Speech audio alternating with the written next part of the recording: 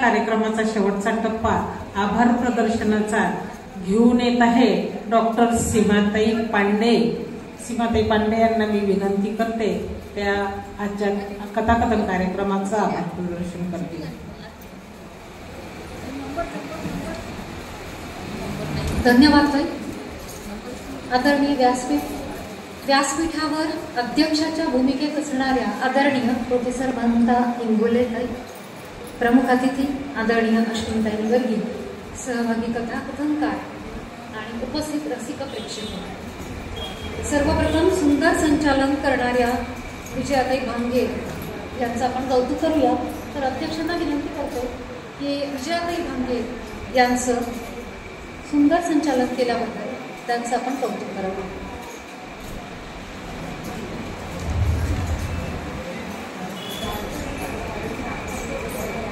माय मराठी नक्षत्र प्रतिष्ठान आणि सेवादल महिला महाविद्यालय यांच्या संयुक्त विद्यमाने सुरू असणाऱ्या साहित्य संमेलनाच्या 6व्या सत्रात कथाकथन यामध्ये स्त्री सुरक्षा आणि त्याच्यावरील उपाय हा विषय आज आपण ठेवलेला होता कथाकथनाचा, आणि त्यासाठी अतिशय ताकदीचे वक्ते आलेले होते, प्रमुख अतिथी आणि अध्यक्षही सरस असे लाभलेले होते।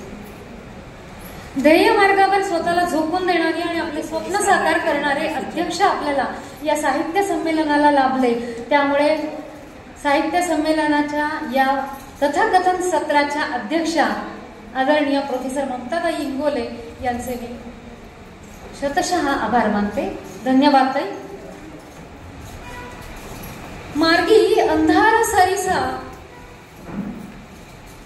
पुढे देखणाही चाले जैसा, अज्ञाना प्रकटावा धर्मी पैसा, असं ज्ञानेश्वर माऊली म्हणतात। म्हणजे जेव्हा अज्ञानाचा अंधकार असतो तेव्हा ज्ञानी माणसाने पुढे येऊन आपल्या ज्ञानाच्या प्रकाशाने अज्ञानाचा अंधकार दूर करायचा असतो।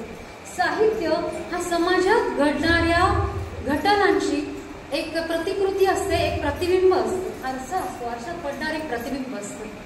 आणि हेच साहित्य, विशेष मी त्याला बोल्ड साहित्य असं म्हणेन, की हे बोल्ड साहित्य हे समाजामध्ये काय होत आहे हे लक्षात घेऊन, त्याच्यातल्या त्रुटी लक्षात घेऊन त्यावर काय उपाययोजना केली पाहिजे हे सांगतात। आजच्या प्रमुख अतिथींची जी कथा होती आदरणीय अश्विनीताई निवर्गी यांची कथा हेच भाष्य करणारी होती।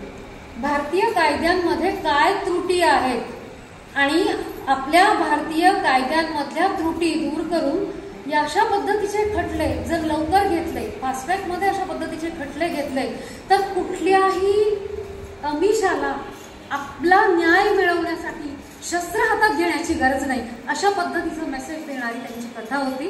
तर आदरणीय अश्विनीताई निवर्गी यांचे मी अतिशय आभार मानते। त्यानंतर सहभागी कथाकथनकार कोकिळाताई खोदनकर यांनी आपल्या विद्यार्थिनी प्रियंकाचीच कथा मांडली, इथे कथन केलं। कोकिळाताई खोदनकर आपले अतिशय आभार मानते। साधनाताई काळबांडे यांनी वराडी भाषेची एक विनोदी कथा इथे कथन केली। साधनाताई आपलेही अतिशय मनपूर्वक आभार। तोषणाताई मोकळे यांनी सत्यघटनेवर आधारित सिद्धेश्वरी इथे कथन केली। वैशालीताई कोल्हे यांनी ग्रामीण भाषेमध्ये आपली कथा इथे सादर केली।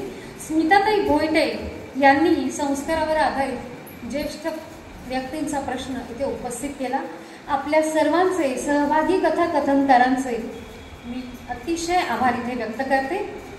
त्याचबरोबर या सत्राला लाभलेल्या सर्वांचे कळत नकळतपणे ज्यांनी सहकार्य केले त्या सर्वांचे आभार मानते।